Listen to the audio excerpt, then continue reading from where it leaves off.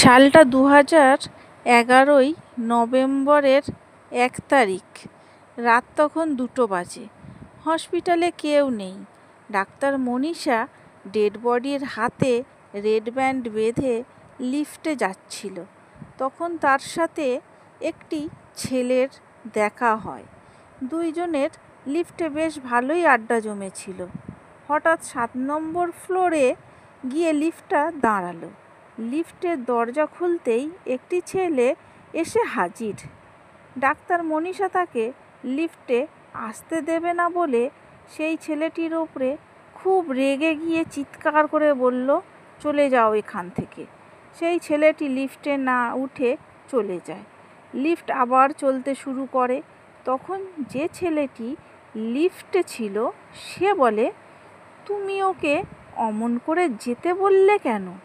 তখন মনীষা বলে, ওই তোমাকে এক্ষুনি বললাম না যে একটি ডেড বডির হাতে রেড ব্যান্ড বেঁধে এসেছি, ওই ছেলেটি ওটাই। তখন লিফটে যে ছেলেটি ছিল সে মুচকি হেসে তার হাত দেখালো এবং তার হাতেও সেই রেড ব্যান্ডটি বাঁধা ছিল। পরদিন সকালে আর মনীষার ডেড বডি পাওয়া গেল। ঠিক সেই দিন রাতে ডাক্তার রিপন মনীষার পোস্টমর্টম করে। হাতে রেড ব্যান্ড বেঁধে তাকে লিফটে আসে এবং তার সাথে একটি বাচ্চার দেখা হয় লিফটে। বাচ্চা মেয়েটিকে কোলে নিয়ে গল্প করতে থাকে। সে একটু পরে খেয়াল করে যে বাচ্চা মেয়েটার হাতে একটি রেড ব্যান্ড বাঁধা।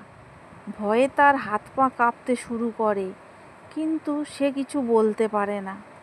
কিছুক্ষণ পরে লিফটের দরজা খোলে। লিফটের বাইরে অন্য আর কেউ নয়, ডাক্তার মনীষা দাঁড়িয়ে আছে।